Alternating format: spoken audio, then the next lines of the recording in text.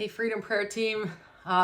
Hey, end of the year report for you, and just one really fun tip today. So, a couple of things as we wind up this year. I wanted to let you know State of the Union a little bit, and so I'm a little ahead of the game because I know that's typically in January for our world, but we aren't living on the world's time. So here's our State of the Union for 2024.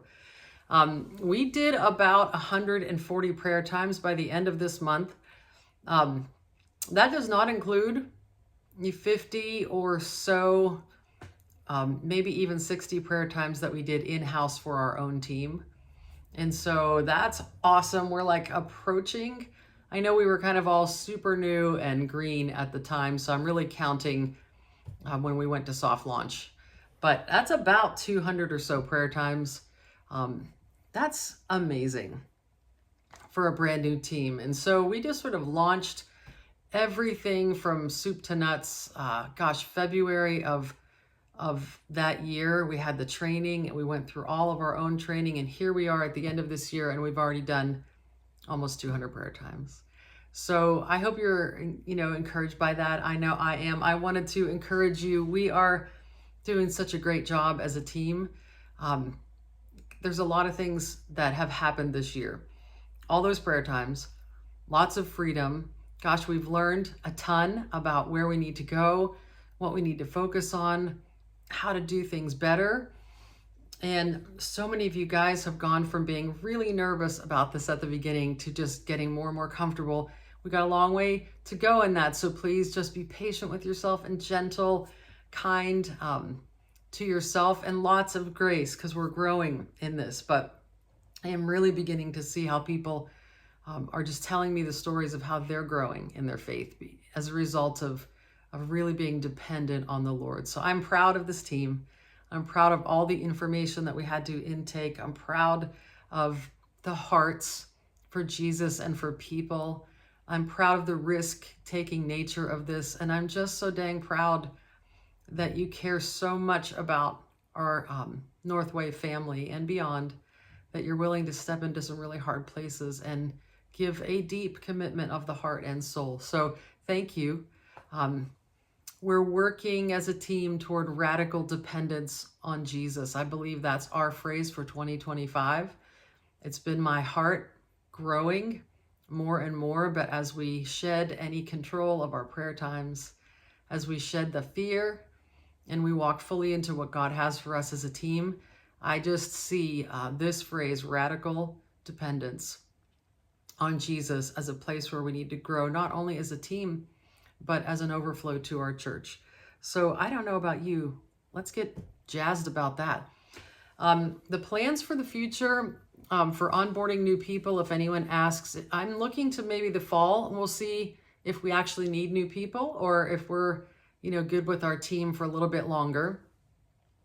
We now have teams. I'd like to expand the ability to offer prayer times in other places, but we currently have one a month in the city campus, in Sewickley Valley, in Beaver Valley, possibly bumping that to 2 a month this coming in February.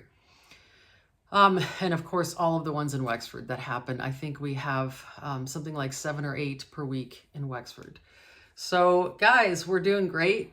We're really rolling along, and as we continue to grow our team, we'll be able to grow the availability to offer more prayer times.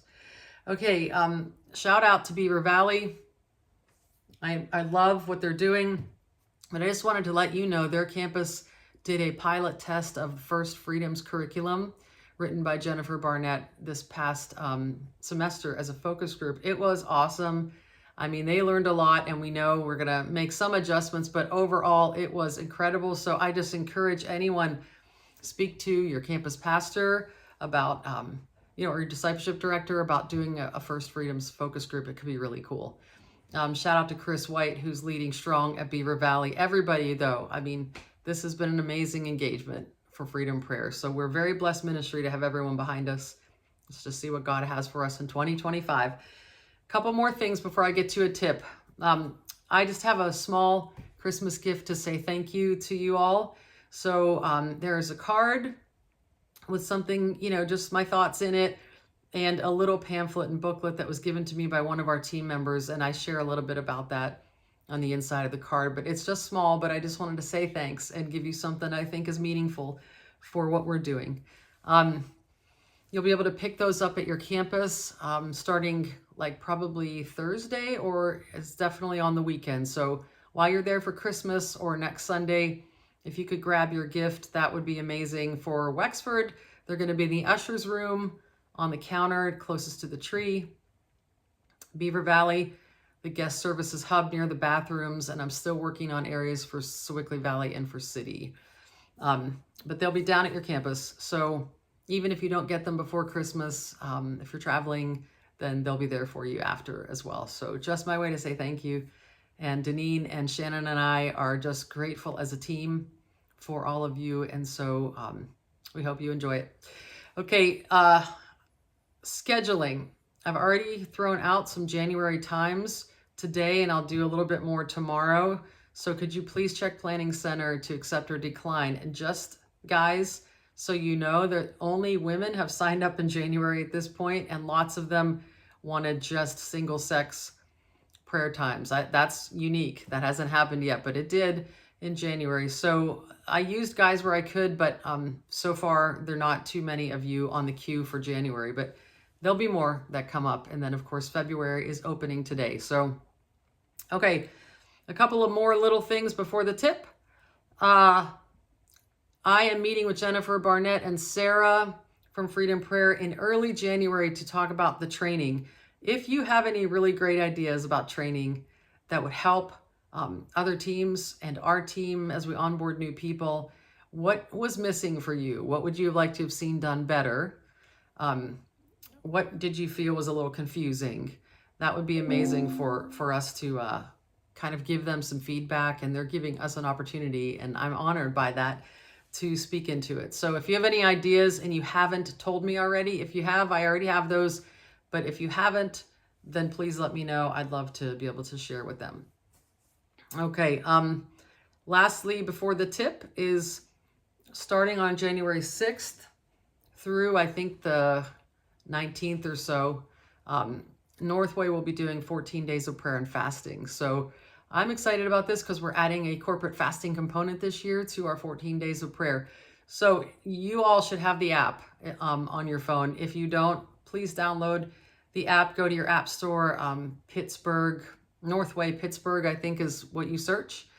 And you'll be able to download the app. And on that, you'll see the 14 days of prayer and fasting. So join us for prayer every day. There'll be a little video from a local pastor, one of Dave's pals, and then a component where we all lean in. So as part of the prayer team, and a huge part of the prayer team, I'd love for us to lean in and just bring all of our prayers together with the intercessors, with the response prayer folks, and really bring the strength of our united prayer together. So just have that on your radar. Okay, this week's tip, super quick, but it's really important. I'm seeing more and more that people are a little confused as to connection and what they do in these prayer times, and people are sometimes feeling like, oh, I'm making this up. So I'm starting to really get a sense for having some conversation with people up front before the prayer time even begins about some of this stuff. And let me give you some very specific thoughts about that. Number one, I will be making a video by the end of January that is going to introduce what does it look like in a Freedom Prayer session. So I'll be doing some of this work, and as soon as I make this video, I will forward it to you guys so you can know what's in it.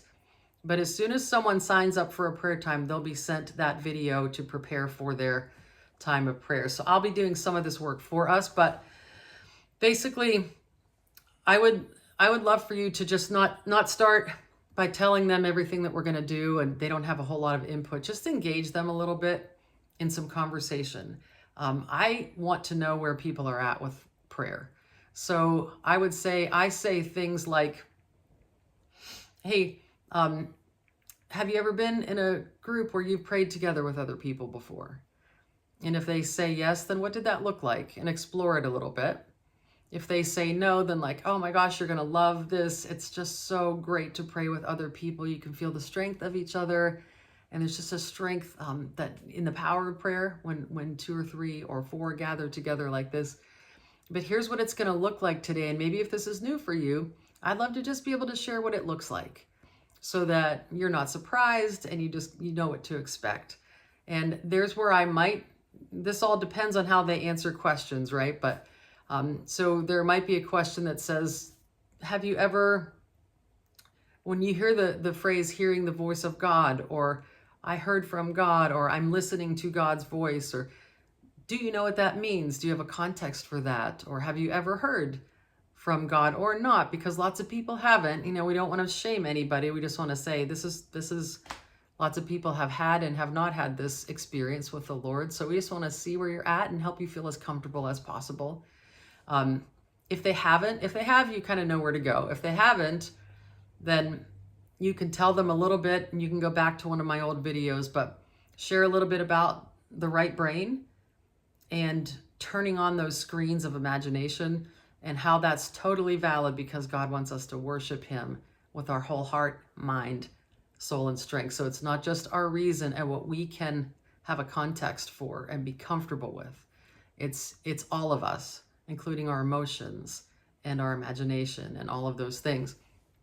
So Pastor Chris and I were talking the other day, and he told me that every time he does a freedom prayer session, he uses the idea that Jennifer used with us about imagine a drink that you have. And we did it at the large group sessions. I think we did it in the training too, but it's like, just picture in your mind's eye a drink, any drink that you want, and then be ready to just tell us some details about it. So you're going to want to plumb the details. Did you feel the coldness on the glass if it was icy or heat? Is there a smell to it? A color? Did you feel the fizz on your face if it was a soda drink or something like that? You want to kind of ask them for as much detail as possible, because all of those add to the sort of visceral sense of the drink. We want to turn all those things on, and then carry that over to prayer and just say, like, that's the kind of thing we want to do in prayer. We just want to allow the right brain to help provide another vehicle that can allow God to speak through. So we're creating this environment where God gets to enter these spaces of our hearts, minds, imagination, and be able to access us, So I think if you have those conversations, just be in this style. It doesn't have to be terribly formal. You're not in a teaching mode necessarily. You're just telling them like what this might look like. And are you comfortable with that? Or do you understand what I'm talking about? Or did you want to talk about that a little bit? Just engage them so they feel part of the process. So I just don't want you to be afraid to be conversational at the beginning. I think it helps to take away some nerves, open up some trust, and all of that. So anyway, that's my thought for this week. Hope you guys have a great Christmas. I love you all. Can't wait to see you in the new year, and God has great plans for us. So let's rejoice as we welcome the coming of our Lord.